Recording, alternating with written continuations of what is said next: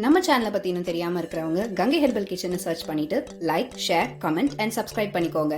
மறக்காம பெல் ஐகானை ப்ரெஸ் பண்ணிக்கோங்க so that you get notified. Hi viewers, வணக்கம். Welcome to Gangai herbal kitchen. இன்னைக்கு கங்கை ஹெர்பல் கிச்சனில் சூப்பரான அருமையான சிம்பிளான சமையலுங்க. எல்லா வயதினரும் சாப்பிடக்கூடிய மாதிரி.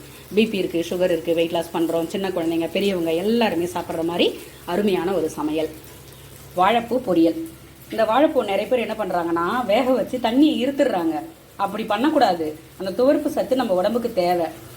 அதனோட தன்மை மாறாமல் சாப்பிட்ணும். இப்போ வாழைப்பூனா துவர்க்கும், பாவக்காய்னா கசக்கும். இப்போ நம்ம மற்ற காய் இனிப்புனா என்ன இருக்கும், இனிக்கும். அந்த சுவை மாறாமல் சாப்பிட்ணும். அதுக்காக அந்த தண்ணியை வடிகட்டி சாப்பிட்றது ஆரோக்கியம் இல்லை.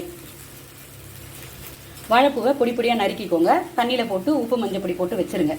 அதுக்கப்புறம் நல்லா ஒரு கடாயில் தண்ணி இல்லாமல் பிழிஞ்சு ஒரு பாத்திரத்தில் எடுத்து வச்சுக்கோங்க. ஒரு கடாயில் கொஞ்சமாக எண்ணெய் விட்டு கடுகு, ஜீரகம், பெருங்காயம், 2 காஞ்ச மிளகாய் கிள்ளி போட்டுக்கோங்க. போட்டு வெங்காயம் வேணும்னா போட்டுக்கோங்க, வேணாம்னா ஸ்டாப் பண்ணிக்கோங்க. நம்ம நறுக்கி வச்சிருக்கிற வாழைப்பூவை நல்லா பிழிஞ்சிட்டு போட்டுட்டு மஞ்சப்பொடி கொஞ்சம், உப்பு கொஞ்சம் போட்டு நல்லா பெரட்டி விட்டுருங்க. அது நல்லா தண்ணி, அதில் இருக்கிற தண்ணியே போதும். 2-3 தடவை பெரட்டி விட்டுடுங்க. உப்பு பார்த்து போடுங்க. வதக்கும் போது கடாய் ஃபுல்லாக இருக்கிற மாதிரி இருக்கும். வாழைப்பூ வதங்கிடுச்சுன்னா கம்மியாயிரும். அதனால் பார்த்து போட்டுக்கோங்க உப்பை. வதக்கிட்டு மூடி வச்சுருங்க. பெரட்டி விடுங்க. வாயில் போட்டு பாருங்கள் தெரியாதவங்க. இப்போ எங்களுக்குலாம் ரெகுலராக பண்ணுறோன்றதுனால கண்டிப்பாக எங்களுக்கு தெரியும். பார்த்த உடனே கண்டுபிடிச்சிருவோம். தெரியாத குழந்தைங்க வாயில் போட்டு பாருங்கள், வெந்திருக்கும். அப்போ என்ன பண்ணுங்கள், தேங்காய் துருவி போட்டுட்டு அடுப்பை ஆஃப் பண்ணிவிடுங்க. உப்பு சரியாக இருக்கான்னு பார்த்துக்கோங்க. கொத்தமல்லி தழை இருந்தால் பொடி பொடியாக கட் பண்ணி சேர்த்துக்கோங்க. இதாங்க சூப்பரான வாழைப்பூ பொரியல் ரெடி ஆகிடும். இதை அப்படியே என்ன பண்ணலாம்னா சாதம் போட்டு நல்லெண்ணெய் ஊற்றி பிசைஞ்சு லஞ்ச் பாக்ஸ் ரெசிபியாக பசங்களுக்கு கொடுக்கலாங்க.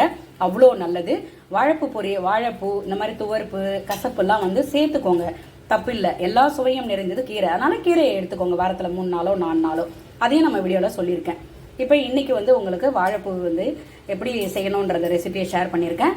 ஆல்ரெடி நம்ம பாலக்கீரை, பசலைக்கீரை கூட்டுலாம் உங்கள்கிட்ட நான் வீடியோவில் நிறைய ஷேர் பண்ணியிருக்கேன்.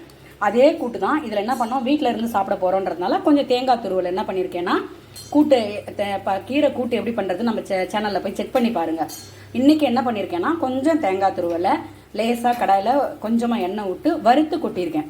ஏன்னா நம்ம வீட்டில் சாப்பிட போகிறோம். லஞ்ச் பேக் பண்ணும்போது பண்ணிங்கன்னா 2 o'clock சாப்பிட்றாங்கன்னா ஒரு நாளைக்கு நல்லா இருக்காது. அதனால தான் நான் தேங்காய் போட மாட்டேன்.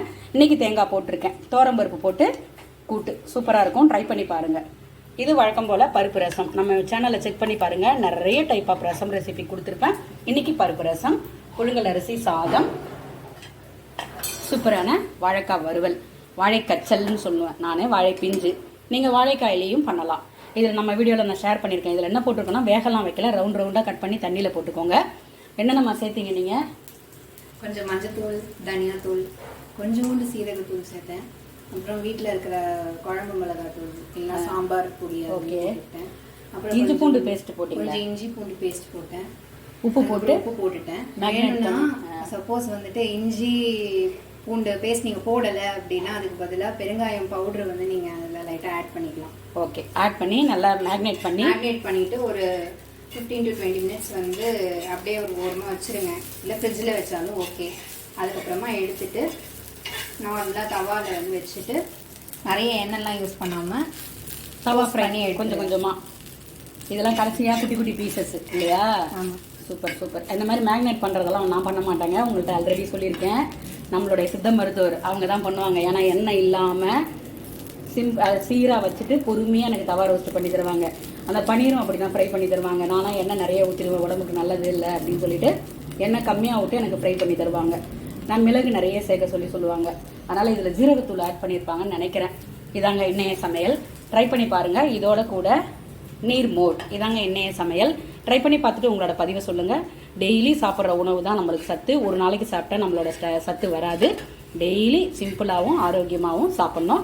அதுக்காக தான் உங்களுக்கு நான் டெய்லி ஷார்ட்ஸாகவும் வீடியோவும் கொடுத்துட்ருக்கேன். வேணுன்றவங்க ஃபாலோ பண்ணிக்கோங்க. மறக்காமல் உங்கள் சப்போர்ட் பண்ணுங்கள். சப்போர்ட் பண்ணனா எனக்கு ஒரு சந்தோஷத்தை தரும். அடுத்தடுத்த பதிவுகள் உங்களுக்கு கொடுக்கணுன்றது எனக்கு வரும். செக் பண்ணி பாருங்கள். இனிமேல் நம்ம வீடியோவில் நிறைய கஞ்சி ரெசிபிலாம் போட்டிருக்கேன். முக்கியமாக பெண் குழந்தைகள், பெண்களுக்கு நிறைய போட்டிருக்கேன். அடுத்தடுத்த பதிவுகளில் வரும். மறக்காமல் பாருங்கள். சப்போர்ட் பண்ணுங்கள். சப்ஸ்கிரைப் பண்ணுங்கள். எல்லாருக்கும் ஷேர் பண்ணி விடுங்க. நன்றி.